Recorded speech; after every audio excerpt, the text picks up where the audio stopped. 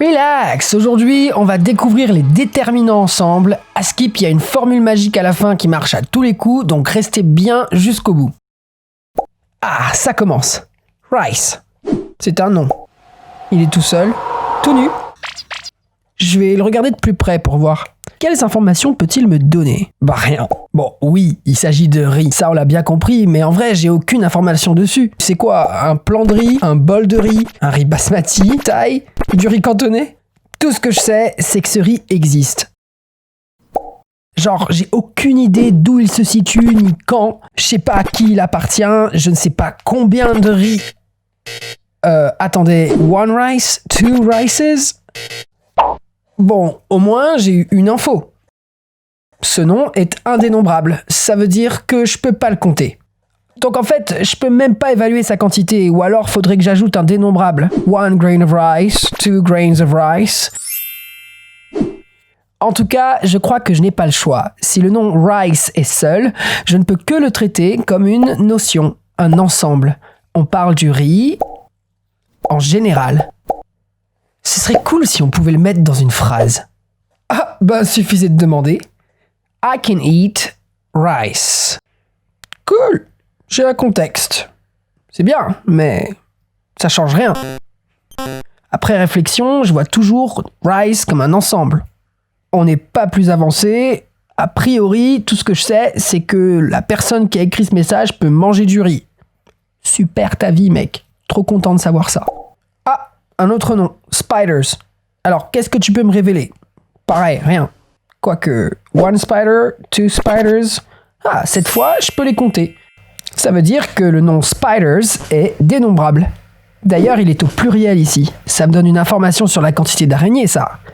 Eh ben non. Je sais qu'il n'y en a pas qu'une seule, mais je sais pas combien il y en a. It's about spiders. Alors, dans cette situation, damn, en fait, il n'y a toujours pas plus d'infos, hein. Pas de précision sur le nom Spiders, eh ben, pas le choix, je considère les araignées dans leur ensemble.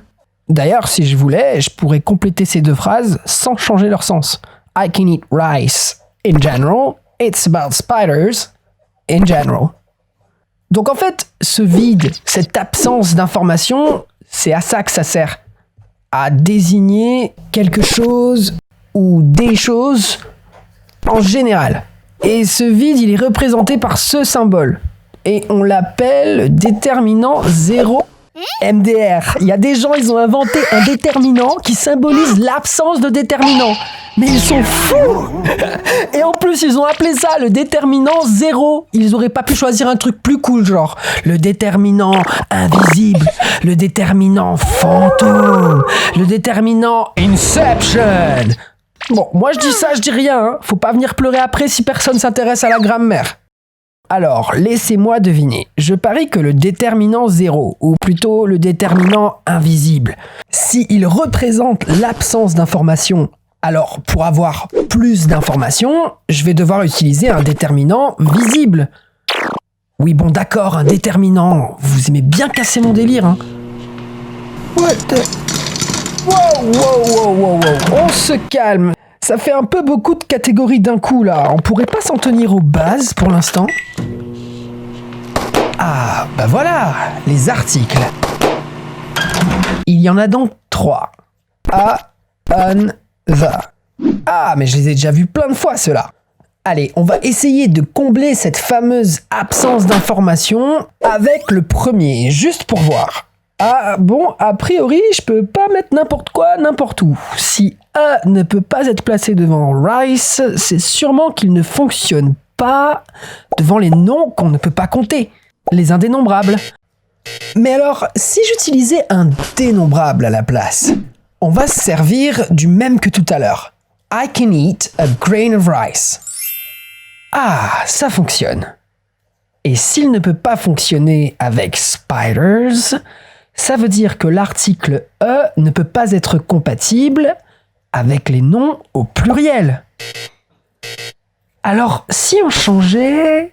Yes! Il suffisait d'enlever le S, qui est la marque du pluriel. It's about a spider. D'ailleurs, si on est au singulier, en toute logique, on ne peut pas parler des araignées en général. Bah non, il n'y en a qu'une. Par contre, on ne sait toujours pas de laquelle il s'agit. Où est-ce qu'elle se trouve? À quel moment elle est apparue? Elle appartient à quelle espèce? Elle fait quelle taille? Toujours impossible à définir. Hein? Ah, oui, donc c'est pour ça qu'on les appelle les articles indéfinis a et un. D'accord. Mais attendez une seconde, qu'est-ce qui vient taper l'incruste ici, le an? On parlait pas de lui. Ça veut dire quoi? Qu'ils fonctionnent pareil? Ils sont donc interchangeables? Let's try. I can eat a grain of rice. Ça fonctionne pas, donc il y a bien une différence. Vas-y, j'essaye avec d'autres dénombrables au singulier pour voir. I can eat a burger. Et en même temps, c'est tellement bien laid que ça m'étonne pas que ça marche pas. Un burger, c'est dégueulasse. A burger, c'est déjà plus joli, plus instinctif. It's about a spider. Là non plus. Bon, si on essayait avec un autre animal, genre it's about an elephant. Hé bingo. Et en plus là, je trouve ça joli. A elephant, ça fait tout de suite beaucoup plus beauf. Remplaçons burger pour voir. Notre truc à manger, I can eat an apple. Ah, ça y est, je crois que j'ai compris. An apple, an elephant, an orange, a spider, a grain, a burger. Quand le nom commence par un son consonne comme spider, grain ou burger, j'utilise l'article a.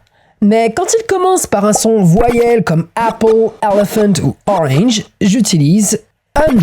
C'est beaucoup plus joli à l'oreille et surtout ça facilite la prononciation.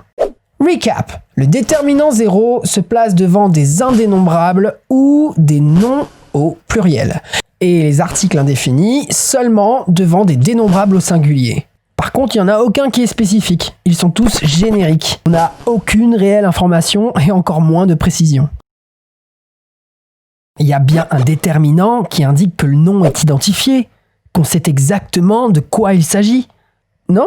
Si je veux désigner quelque chose en particulier, moi, quelque chose de spécifique, pas de générique. Oui. Ah oui, bah forcément, c'était le dernier qui restait. Et en plus, si je me trompe pas, c'est THE mot le plus utilisé du dictionnaire anglais, ça.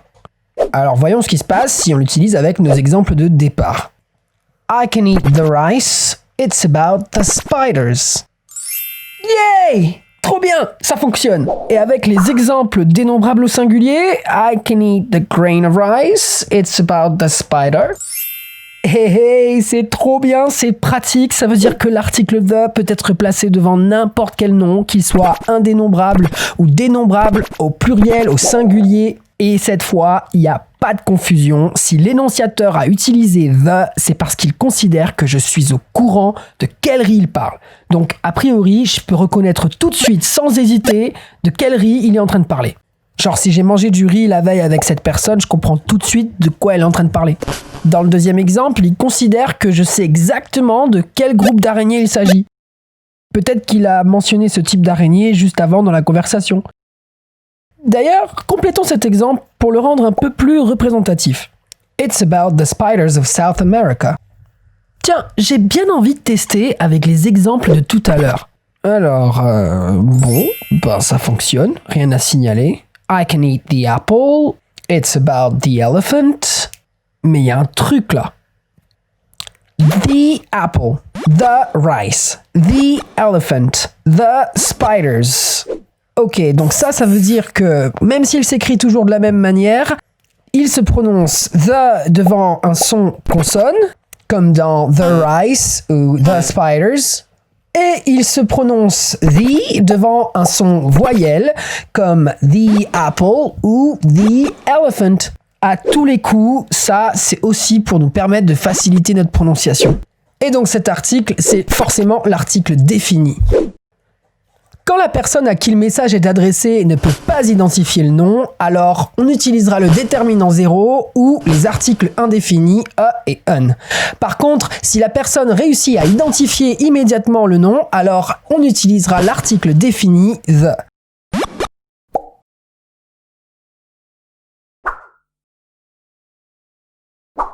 Cool, j'ai appris plein de trucs, mais je me connais, et là il y a trop de petites règles à retenir, ça va me faire bader. Faudrait une formule magique en vrai. Evanesco. Wingardium Leviosa. Non. Revelio. What? Waouh! Ça ressemble à un algorithme. C'est trop bien. Ça veut dire que si je me pose ces questions dans cet ordre-là, je peux facilement choisir entre les 4 articles. Mais est-ce que ça marche au moins ce truc? Et si on essayait ensemble? Vous m'aidez? Si vous vous sentez de participer, mettez juste pause sur la vidéo avant que je vous dévoile la réponse. Premier exemple. Si je veux parler d'un zoo. Je l'ai visité quand j'étais plus jeune et il n'était pas très connu. D'ailleurs, j'en ai jamais parlé à mon interlocuteur auparavant. When I was young, I visited zoo. Donc notre nom ici, c'est zoo. Et on doit décider de quel article on va mettre devant. Alors on va se servir de ce fameux algorithme. Zoo est-il dénombrable? Bah, puisqu'on peut le compter, 1 zoo, 2 zoos, 3 zoos. Yes! Est-il spécifique? Bah, comme on peut pas identifier le zoo, non, au contraire. Est-ce qu'il est au singulier? Eh bien, il s'agit d'un seul zoo, donc oui. Est-ce que zoo commence par une consonne? Eh bien, z est bien une consonne, donc oui. Je vais utiliser l'article indéfini a. When I was young, I visited a zoo. Mais ça marche trop bien ce truc! Une autre! Allez, je réclame de l'eau car je suis essoufflé après ma séance d'aquaponie. Il n'y a pas de robinet autour, il n'y a pas non plus de bouteille d'eau, mais je m'en fiche, j'ai juste super soif, débrouillez-vous. I need water. Le nom qu'on doit déterminer, c'est water. Est-il dénombrable? Non, puisque l'eau, ça ne se compte pas. Et est-ce qu'il est spécifique? Eh bien, vu qu'on ne fait pas référence à un type d'eau en particulier, non, pas spécifique donc. Du coup, c'est le déterminant 0. I need water. Allez, un dernier. Je suis à la plage avec des copains, mais je ne vais pas me baigner. On me demande pourquoi. Je réponds que c'est parce que l'eau est froide. Water is cold. C'est toujours water qu'on doit déterminer. Et donc la première question, trop facile. C'est comme dans l'exemple précédent. No, water n'est pas dénombrable. Est-il spécifique? Eh bien oui, on parle d'aller se baigner, on est à la plage, on a bien compris qu'il s'agit de l'eau de la mer sur cette plage. C'est donc l'article défini que je vais choisir. The water is cold. Bon, on peut s'amuser comme ça encore longtemps. En tout cas, moi, je penserai à m'en servir à partir de maintenant. Que je prépare une production orale ou écrite, ce petit algorithme va m'être très utile. Evanesco. Bon bah, en attendant le prochain Instagrammar, je vous dis take care, talk soon.